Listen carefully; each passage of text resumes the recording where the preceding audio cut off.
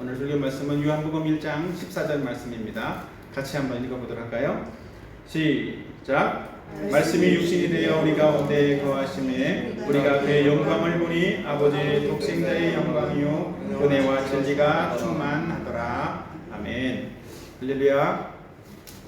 네, 오늘 제목은 성육신의 비밀입니다. 성육신의 비밀. 지난주에는 우리가 어떤 제목으로 말씀드렸는지 기억납니까? 지난주에는 구원받는 믿음이라고 하는 그런 제목으로 함께 말씀을 나눴어요. 구원받는 믿음이 무엇인가, 그런 내용들을 함께 나눴는데, 구원받은 믿음은 첫째로 예수님을 영접하는 것이다 라는 사실들을 함께 나눴죠. 기억하죠? 그래서 믿음은 영접하는 것이다. 그냥 단순히 머리로 믿는 것이 아니라 영접하는 것이다 라는 사실을 나눴고, 두 번째로는 구원받는 믿음을 가진 사람에게 어떤 결과가 있다고 그랬는데, 구원받는 믿음을 가진 사람은 하나님의 자녀가 되는 신분의 변화도 있고 하나님의 자녀로서 가지는 어떤 영적인 특권도 주어져 있다라는 사실들에 대해서 함께 나눴습니다. 자, 그 이어서 또 오늘은 특별히 예수님의 성육신에 대해서, 말씀이 육신에 대해 우리 가운데 거하셨다라고 말씀을 하고 있는데, 이 성육신에 대해서 말씀을 함께 드리려고 합니다. 성육신의 의미가 무엇인지. 우리가 성육신 그러면 좀 말 자체가, 좀 단어 자체가 조금 어렵게 느껴지기도 하는데, 성육신은 영어로 incarnation이라고 표현하기도 해요. 근데 이것은 영으로만 계셨던 하나님이, 또 영으로만 계셨던 예수님이 하나님의 아들로서 또 육신을 입고 인간의 모습으로 세상에 오셨다라는 의미가 성육신이라고 하는 의미예요. 육신을 입고 오셨다라는 거죠. 그래서 이 예수님은 하나님의 아들로서 신성은 그대로 가지고 있으면서 인간의 몸을 입고 오신 거예요. 그러니까 예수님에게는 신성도 있고 인성도 있는 거죠. 그러면서도 예수님의 그 인성은 특별히 모든 사람들이 갖는 어떤 인성과 조금 다른 측면들이 있어요. 왜냐하면 다른 사람들은 다 엄마 아빠에 의해서 정자와 난자의 수정으로 인해서 태어나죠, 그죠? 근데 예수님은 어떻게 태어났어요? 남자와 여자의 만남이 아니라 성령에 의해서 잉태되어져서 남자를 한 번도 알지 못하는 동정녀 마리아를 통해서 마리아의 몸을 빌려서 예수님이 태어났다라는 거죠. 그러니까 예수님의 출생 자체부터도 상당히 어떤 비밀이 있고 어떤 신비한 어떤 부분들이 있는 거예요. 그래서 예수님이 사람의 몸으로 태어났다라고 하는 것은 우리에게는 예수님을 믿어야 되는 사람들에게 특별히 어떤 큰 의미가 있는 것입니다. 특별히 성육신은 구원신앙, 구원을 받는 신앙을 갖는 사람에게 있어서 상당히 큰 의미가 있다는 거예요. 매우 중요한 사건이 바로 이 성육신이에요. 그래서 하나님의 아들이 인간이 되어서 오셨다라는 이 사실들은 사실은 구원받는 데 있어서 되게 중요한 거거든요. 그래서 이 사실들을, 예수님의 성육신을 바르게 이해를 해야 복음을 이해할 수 있고, 복음을 이해해야 예수님을 믿을 수가 있는 거예요. 그래서 이 사실들을 정확히 알지 못하면 우리가 복음을 제대로 이해할 수가 없기 때문에 구원받는 신앙도, 구원받는 믿음도 갖기가 어려울 수 있다라고 하는 거죠. 그래서 오늘은 이 성육신의 비밀이 무엇인가, 왜 예수님이 성육신을 하셔야만 했는가라고 하는 부분들을 같이 함께 살펴보려고 합니다. 자, 첫 번째로는 예수님은 성육신하신 하나님이시라는 거예요. 예수님은 성육신하신 하나님이시기 때문에 이 성육신이라는 것이 어떤 비밀이 있는 것이다라는 거죠. 오늘 요한복음 1장 14절에 보면, 말씀이 육신이 되어 우리 가운데 거하심에 우리가 그의 영광을 보니 아버지의 독생자의 영광이요, 이렇게 말씀하고 있어요. 근데 예수님의 성육신하심은 하나님이셨지만 낮아지셨다라는 거예요. 우리가 상상하거나 이해할 수 없을 정도로 낮아지신 분, 그것이 바로 성육신이라는 거죠. 말씀이 육신이 되었다라는 말을 본문에서 사용을 하고 있는데, 특별히 이 말씀이라고 하는 것은 헬라어로 로고스라는 단어인데, 로고스는 어떤 신성을 표현하는 단어예요. 원래 로고스는 하나님 말씀을 의미할 때 표현하는 단어가 로고스였다. 그러니까 로고스 그러면 그냥 사람의 말이 아니라 하나님 말씀 이렇게 정해져 있는 거예요. 어떻게 보면. 근데 이 로고스라는 말 자체는 결국은 하나님의 말씀, 하나님을 의미하는 신적인 어떤 표현을 하는 단어인데 그 신이 말씀이 어떻게 됐다고? 사람이 되었다. 육신을 입었다라고 하는 거죠. 그래서 이 육신이라고 하는 것은 인간의 몸을 말하는 거죠. 인성을 말하는 거예요. 인간됨을 표현하는 것이죠. 그래서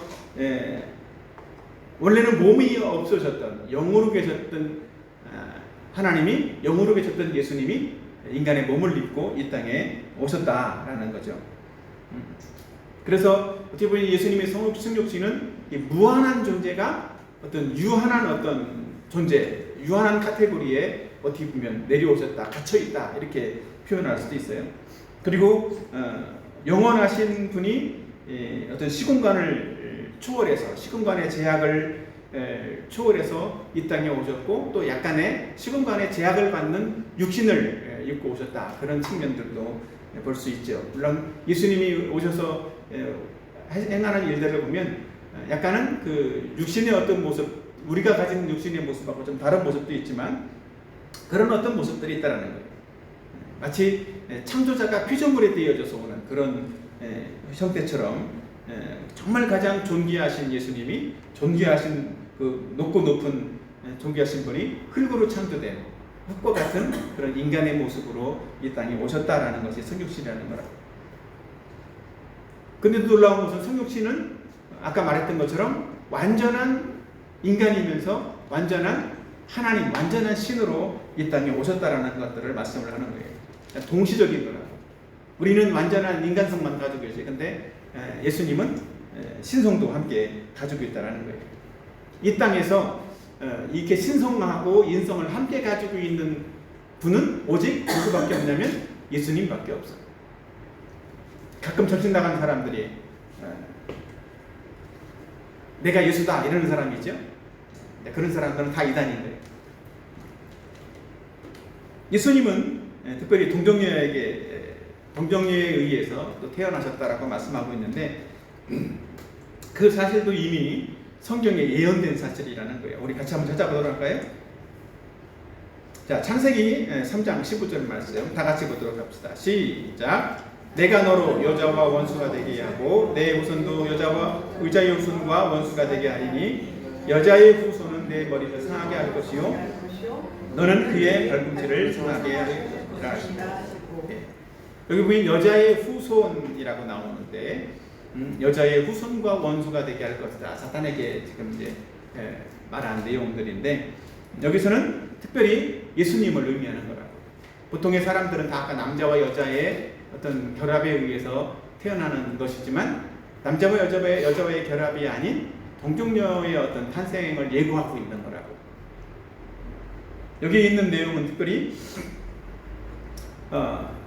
성령에 의해서 잉태된 성육신하실 예수님에 대한 예언이죠. 그래서 이것을 이 창세기 3장 15절 이 말씀을 원시복음이라고 표현하기도 하고 원복음 이렇게 표현하기도 해요.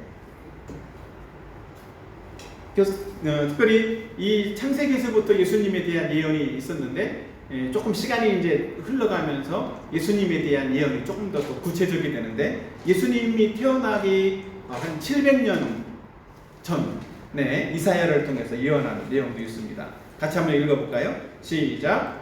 이는 한 아기가 우리에게서 낳고 한 아들을 우리에게 주신 바 되었는데 그의 어깨에는 정사를 메었고 그의 이름은 기묘자라 모사라 전능하신 하나님이라 영존하시는 아버지라 평강의 왕이라 할 것입니다. 한 아기가 우리에게서 낳았다. 그러면서 예수님에 대해서 지금 소개를 하고 있는 내용들입니다. 정사가 그 어깨에는 정사가 있다. 정사가 왜?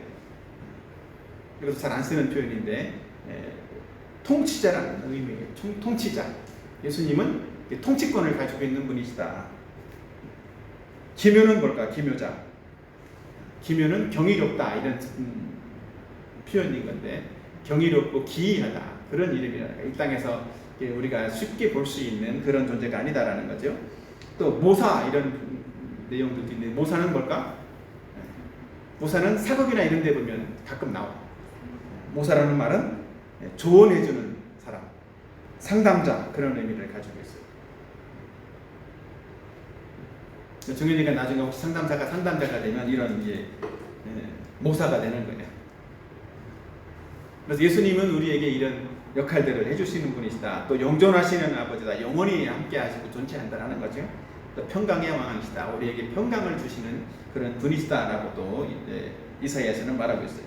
또 이사야서 7장 14절에도 보면 그러므로 주께서 친히 징조를 너희에게 주실 것이라. 보라 처녀가 잉태하여 아들을 낳을 것이요 그의 이름을 임마누엘이라 하리라. 이렇게 말씀하고 있죠. 그죠? 좀 더 또 분명해졌죠. 처녀가 잉태해서 아들을 낳을 것이다. 처녀가 잉태해서 아들을 낳는 것이 가능한 일인가요? 불가능한 일인가요? 이건 사실 불가능한 일이란 말이에요. 근데 그 일들을 이룰 것이다라고 예수님 태어나기 700년 전부터 예언을 하고 있는 거예요.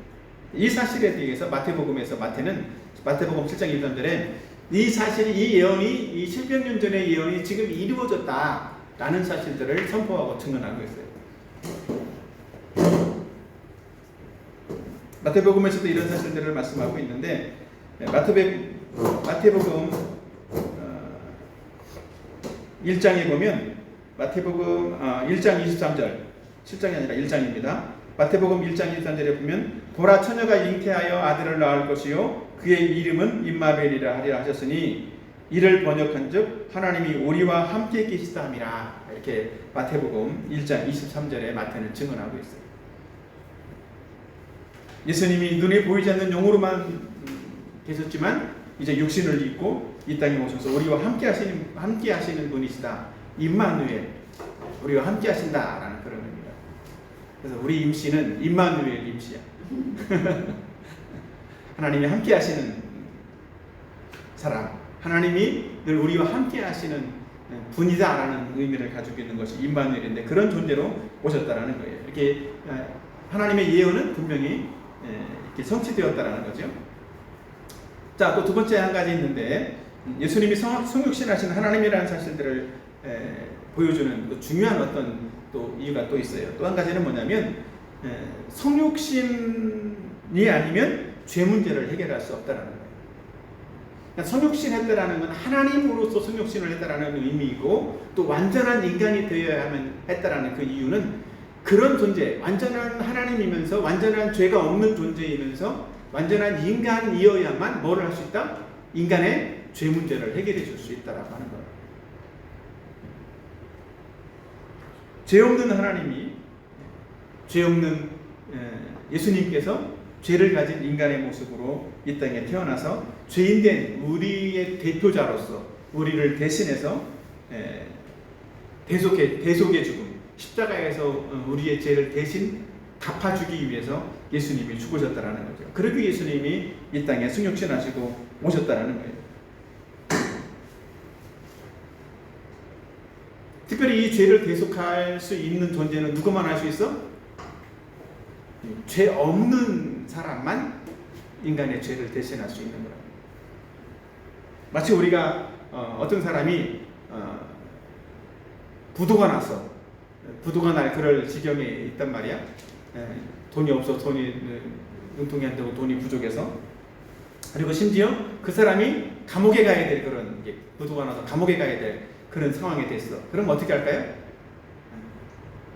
그럼 돈이 없는 가난한 사람이 그 사람을 대신해서 내가 돈 갚아줄게요. 그렇게 말한다면 가능한 일일까 불가능한 일일까? 그거는 불가능한 일인 거예요. 그렇게 할 수는 없는 거라고. 돈이 없는 사람은 다른 사람의 빚을 대신 갚아줄 수가 없어요. 그런 것처럼 죄가 있는 사람은 다른 사람의 죄를 대신 갚아줄 수가 없는 거라고. 죄가 없는 존재만 다른 사람의 죄를 대신해서 갚아줄 수 있는 능력이 있단 말이에요. 왜냐하면 죄인은 모든 사람은 다 죄의 싹은 사망이라고 그랬기 때문에 모든 사람은 다 죽게 돼. 자기 죄 때문에. 그러니까 자기 죄를 가지고 있는 사람은 자기 죄 때문에 죽는 것이지 다른 사람의 죄를 대신해서 갚아줄 수가 없단 말이에요. 오직 자기 죄 때문에 죽지 않을 수 있는 죄 없는 존재만이 다른 사람의 죄를 대신해서 갚아줄 수 있다. 그 존재가 누구야? 예수님이라는 거예요.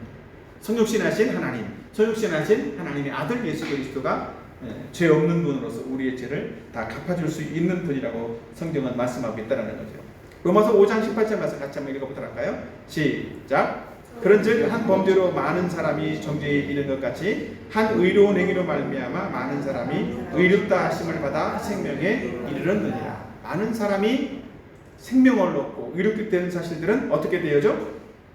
한 사람 예수 그리스도로 말미암아서 성육신하신 예수님으로 말미암아서 그렇게 될 수 있다라고 성경은 말씀하고 있어요. 또 갈라디아서 1장 4절 말씀 같이 한번 보도록 합니다. 시작. 그리스도께서 하나님 곧 우리 아버지의 뜻을 따라 이 악한 세대에서 우리를 건지시려고 우리 죄를 대속하기 위하여 자기 몸을 주셨으니 이렇게 말씀하고 있죠. 그죠? 하나님의 뜻을 따라서 우리를 구원하시려고 자기 몸을 우리의 죄를 대속하기 위해서 십자가에 주셨다라고 성경은 말씀하고 있어요. 우리는 이 사실들을 믿음으로써 구원받는 거예요. 예수님이 나의 죄를 십자가에서 대신 갚아주셨다라는 사실들을 믿음으로써 구원받는 거죠. 그래서 예수님의 성육신은 죄인을 구원하기 위한 유일한 방법이라는 거예요. 다시 죄인을 구원하기 위한 유일한 방법이 예수님의 성육신이다. 예수님의 성육신이 없으면 죄인을 구원할 수가 없는 거예요. 오직 예수님이 성육신 하셔서 이 땅에 오셔야만 인간의 모든 죄를 대속하고 구원할 수 있는 길이 열려진다는 거죠. 그렇게 할 수 있는 분이 하나님밖에 없기 때문에 하나님이 직접 오신 거예요. 하나님의 아들이 이 땅에 오신 거라고. 오늘 우리는 이 사실을 다 들었어. 그죠? 성육신이 바로 우리를 구원하는 유일한 방법이다 라는 사실들을 우리는 들었단 말이에요. 그 성육신을 통해서 예수님이 십자가에 못 박혀 죽으셨고 우리는 그 사실을 믿음으로써 구원받는다는 사실들을 들었기 때문에 우리는 나중에 혹시 예수님을 몰라서 못 믿었어요. 그런 사람이 한 명도 있으면 안 되는 거예요. 그렇게 핑계댈 수가 없어요. 이 설교를 듣는 모든 사람들은 다 복음을 못 들어서 나는 구원받지 못했다 이렇게 말할 수가 없는 거예요. 오늘 이 설교를 듣는 저와 여러분 모두가 다 이 사실들을 믿음으로써 구원받는 사람들이 되기를 예수님의 이름으로 축복합니다. 아멘. 그래야 돼요. 자, 두 번째, 저는 앞에서 성육신이 왜 비밀인가? 성육신은 예수님이 하나님이시라는 사실들을 드러낸 것이라는 사실들을 말씀드렸는데, 두 번째로는 성육신은 하나님의 영광을 보게 한다는 거예요. 성육신으로 우리는 하나님의 영광을 보게 되기 때문에 성육신이 비밀이라는 거죠. 그냥 예수님이 하나님이 신이었는데 인간으로 오셔서 이것으로만 끝난 것이 아니라는 거예요. 아버지의 독생자의 영광이요 은혜와 진리가 충만하더라. 예수님의 영광을 보니까 하나님의 독생자의 영광이다라는 사실들을 말씀을 하고 있죠. 분명하게 요한은 오늘 밝혀주겠어요. 우리가 그의 영광을, 하나님의 영광을 볼 수 있게 되었다라는 사실들을 말하고 있죠. 원래 구약 시대에는 하나님의 영광을 직접 볼 수가 없었어요. 그래서 간접적으로만 하나님의 영광을 보게 되었다. 구름 속에 임하시는 하나님의 영광, 불 가운데 임하는 영광, 그런 것만 봤단 말이죠. 그래서 출애굽기 40장 34절에 보면 구름이 회막에 덮이고 여호와의 영광이 성막에 충만하며, 이 말은 이 성막에 구름이 가득하게 된 모습들을 보면서 그 구름 속에 하나님의 영광이 임하는 것을 보게 되었다는 거죠. 출애굽기 29장 43절에도 보면 내가 거기서 이스라엘 자손을 만나리니 내 영광으로 말미암아 회막이 거룩해질 것이다 이렇게 말하겠다. 하나님이 거룩하신 그 영광으로 사람들과 만나겠다라고 말씀을 하고 있죠. 근데 놀라운 사실들은 아무나 만나는 어떤 그런 측면이 아니라 그때는 제사장을 통해서 또 만나기도 했고, 그 특별히 지성소라고 하는 곳은 제사장만 들어가는 곳이었는데 아무나 다른 사람은 들어갈 수도 없어. 그리고 제사장이라고 할지라도 죄를 짓고 들어가면 그 제사장마저 죽는 일이 일어난다. 그렇기 때문에 하나님의 그 거룩한 영광 앞에 선다라고 하는 것은, 그 영광을 볼 수 있다라고 하는 것은 어쩌면 죄를 가진 사람이라면 나는 죽겠다. 그 말하고 똑같은 거예요. 구약시대는 그래서 하나님의 영광을 직접 볼 수가 없었기 때문에 다 이렇게 간접적으로만 보여줬다라는 거죠. 근데 이제 예수님이 하나님의 영광을 볼 수 있는 그런 분으로 오셨다라고 성경은 말씀하고 있다라는 거예요.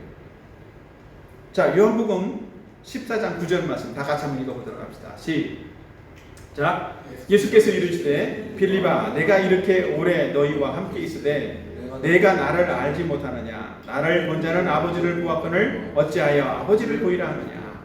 나를 본 자는 누구를 본 것이다?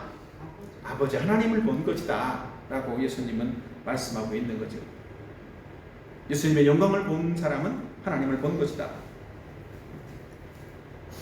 예수님이 이렇게 볼 수 있는 분으로 우리에게 임하셨다라는 거예요. 2000년 전에 예수님을 직접 만난 사람들은 상당히 행복했겠죠, 그죠? 어쩌면. 근데도 불구하고 이 당시의 사람들은 어땠어? 예수님을 잘 믿었어, 안 믿었어? 본 사람 직접 보고도 예수님을 못 믿었다고. 많은 기적을 일으키는 것들을 하나님의 아들로서 표적을 보면서도 안 믿었다라는 거예요. 지금은 육신으로 계신 예수님은 우리가 지금은 현재는 볼 수 없죠. 예수님이 승천하셨기 때문에. 그러나 지금도 우리가 우리의 삶 속에서 이 성육신하신 예수님, 그 하나님의 영광을 볼 수 있는 방법이 있어요. 어떻게 하면 이게 하나님의 영광을 우리는 볼 수 있을까? 예수님이 그 길을 우리에게 열어놓으신 거예요. 성육신을 함으로써. 어떻게 볼 수 있어요? 우리는 말씀을 통해서 하나님의 영광을 볼 수 있다. 어떻게? 말씀을 통해서. 자, 우리는 이 성경의 말씀을 통해서 우리는 복음을 듣게 되죠. 그죠? 그리고 성경의 말씀을 통해서 예수님을 만나게 된다고. 그래서 예수님을 믿고 영접을 하게 되죠. 특별히 예수님을 만난 사람, 예수님을 믿는 사람이라면 하나님을 본 사람이다라고 말씀하고 있는 것처럼 우리는 다 예수님을 믿는 사람은 다 어떤 사람이야? 하나님을 본 사람, 하나님의 영광을 본 사람이다. 있습니까? 그래서 누가 만약에 묻는다라 예수님 믿는 우리에게 너 예수님 봤어? 하나님 봤어? 누가 묻는다라면 어떻게 말할 수 있어? 나는 봤다라고 말할 수 있는 거예요. 자, 우리는 분명하게 하나님의 영광을 볼 수 있는 그런 사람이 되었다라는 거죠. 특별히 우리는 예수님의 말씀을 통해서 하나님의 말씀을 통해서 하나님을 볼 수 있게 되는 거예요. 자, 요한복음 5장 39절 말씀 같이 한번 읽어볼까요? 시작. 너희가 성경에서 영생을 얻는 줄 생각하고 성경을 연구하거니와 이 성경이 곧 내게 대하여 증언하는 것이니라. 예. 우리는 이 성경을 통해서 예수님을 알 수 있게 되고 예수님을 만날 수 있게 돼요.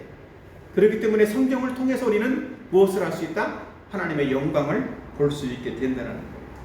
그리고 우리는 매일매일 삶 속에서 이 성경을 통해서 예수님의 음성을 들을 수가 있게 되는 거라. 구약시대에는 이런 일이 있었어요. 자, 엘리야가 그랬는데 열왕기상 19장 12절 13절 말씀 같이 한번 읽어볼까요? 시작. 또 지진 후에 불이 있으나 불 가운데서도 여호와께서 계시지 아니하시더니 불 후에 세미한 소리가 있는지라. 엘리야가 듣고 겉옷으로 얼굴을 가리고 나가 불 어귀에 섬에 소리가 그에게 임하여 이르시되 엘리야야 내가 어찌하여 여기 있느냐. 엘리야는 어떻게 했다고? 세미한 음성 속에서 하나님의 음성을 들었다라는 거예요. 하나님의 그 세미한 음성을 들으면서 하나님의 영광을 보았죠. 그러나 지금 우리도 마찬가지로 우리는 이미 이제 기록되어진 지금 엘리야처럼 엘리야에게 말씀한 것처럼 직접 하나님이 우리에게 말씀하지는 않을지라도 이미 완성되고 기록된 성경 66권을 통해서 우리는 세미한 음성을 들을 수 있는 하나님의 영광을 보고 하나님의 음성을 들을 수가 있는 거라. 믿습니까? 그렇게 되길 바랍니다. 자, 그러나 또 두 번째 한 가지 중요한 것들이 있어요. 하나님의 영광을 말씀을 통해서 우리는 봐야 되는데 또 하나님의 영광을 보기 위해서 해야 될 일이 있는데 세상 영광을 취하지 않으려고 해야 된다는 거예요. 세상 영광을 버려야만 하나님의 영광을 볼 수가 있다고. 세상 사람들은, 예수님을 안 믿는 사람들은 하나님의 영광을 보지를 못하기 때문에 짝퉁 영광, 그거라도 한번 얻어보려고, 그거라도 보려고 애쓰고 노력한다는 말이에요. 그래서 뭔가 세상에서 사람들한테 인정받고 영광을 얻으려고 발버둥치고 노력하는 거예요. 그러나 이 하나님의 영광을 볼 수 있는 사람은, 이미 예수님을 믿음으로써 그럴 수 있는 자격을 가진 사람은 어떻게 해야 되냐면, 세상 영광을 통해서 세상 영광을 취하지 않으려고 노력을 해야 됩니다. 자, 요한복음 5장 44절 한번 보도록 합시다. 시작. 너희가 서로 영광을 취하고 유일하신 하나님께로부터 오는 영광은 구하지 아니하니 어찌 나를 믿을 수 있으냐. 정말 믿는 사람이라면 어떻게 된다고? 이 말씀에 근거하면 세상 영광을 취하지 않고 하나님께로부터 오는 영광을 구해야만, 취해야만 한다라는 거예요. 자, 마태복음 6장 24절도 같이 보도록 합시다. 시작. 한 사람이 두 주인을 섬기지 못할 것이니 혹 이를 미워하고 저를 사랑하거나 혹 이를 중히 여기고 저를 경히 여김이라. 너희가 하나님과 재물을 겸하여 섬기지 못하느니라. 그러니까 두 영광을 같이 취할 수 없다라는 거예요. 이것은 세상 영광을 취하면서 하나님의 영광을 취할 수 없다라고 성경은 말씀하고 있다는 거죠.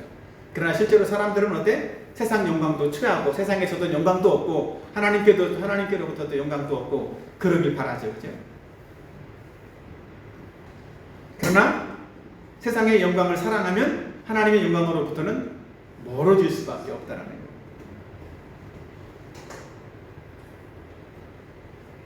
그래서 정말 세상에서 우리가 잘 나가고 잘 된다면 어떤 마음을 가져야 돼? 하나님이 그렇게 우리에게 만약에 복을 주셨다 그러면 우리는 모든 영광을 하나님께 돌려야 되는 거예요. 그런 사람이 되어야 되는 거라고. 근데 모든 영광을 하나님께 안 돌렸던 한 신뢰가 성경에서 있어서 참 찾아봤어요. 자, 사도행전 12장 22절 23절에 헤롯이라는 사람이 나오는데 같이 한번 읽어볼까요? 시작. 백성들이 크게 부르되 이것은 신의 소리요 사람의 소리가 아니라 하거늘 헤롯이 영광을 하나님께로 돌리지 아니하므로 주의 사자가 곧 친히 본래에게 먹혀 죽으니라. 헤롯 왕이 이렇게 됐다라는 거예요. 어느 날 헤롯 왕이 아마 연설을 했는가 봐. 기가 막힌 그 100년에 1000년에 한번 나올까 말까 명연설을 했는가 본데 백성들이 막 이것은 신의 소리다 막 이럴 정도로 했는데 모든 영광을 자기가 다 취해서 벌레에 먹혀 죽었다. 어떤 벌레에 먹혀 죽었는지 잘 모르지만 아무튼 벌레에 먹혀 죽었다는 거예요. 우리는 이렇게 되지 않아야 된다는 거예요. 우리는 헤롯과 같은 사람이 되지 않아야 된다. 우리는 성경을 통해서 늘 하나님의 음성을 듣고 또 하나님의 인도함을 받고 또 성경을 통해서 순종하는 그런 삶을 사는 것이 곧 하나님의 영광을 보는 삶이 될 것이고 성령 충만한 그런 삶이 될 줄로 믿습니다. 아멘. 특별히 예수님께서도 이 땅에 33년 공생의 기간 동안 특별히 이제 또 생애를 사시면서도 마찬가지였지만 예수님은 특별히 공생의 기간 동안 하나님께 순종하는 그런 삶을 살았어요. 자기 영광을 구하지 않고 오직 하나님의 영광만을 구하는 그런 삶을 사셨다라는 거예요. 그래서 예수님의 생애 중에서 특별히 공생애 중에서 가장 크게 하나님의 영광을 드러낸 것이 뭘까? 그것이 바로 십자가 사건입니다. 예수님의 십자가 사건은 하나님의 영광을 드러낸 가장 큰 사건이 바로 십자가 사건이에요. 그러나 세상적으로 보면 어때? 그 십자가 사건은 망하는 사건이에요. 힘이 없고 나약해서 십자가에 죽는, 정말 무능해서 군인들에게 잡혀서 죽는 것처럼 보이는 그런 사건이었다. 그러나 그 예수님의 죽음은 오히려 모든 인류의 죄를 대속하는 대속의 죽음이었고 오히려 사탄의 공격과 사탄의 계획, 사탄의 방법 이런 것들을 다 무력하게 만들고 오히려 역전시키는 그런 효과를 가져온 것이, 그런 어떤 일이 일어난 것이 십자가 사건이라는 거예요. 예수님도 이렇게 함으로써 하나님의 영광을 드러냈고 이 사건으로 우리는 구원받은 사람이 된 것처럼 우리도 날마다 매일의 삶 속에서 이런 하나님의 영광을 보고 또 성경 말씀을 읽고 듣고 하면서 말씀을 통해서 공부하면서 하나님의 영광을 날마다 볼 수 있는 그런 새해가 되었으면 좋겠습니다. 그리고 우리의 삶을 통해서도 하나님 말씀에 작지만 적게라도 순종해 가면서 하나님께 영광 돌리고 하나님의 영광을 볼 수 있는 그런 삶이 될 수 있기를 예수님의 이름으로 축복합니다. 아멘.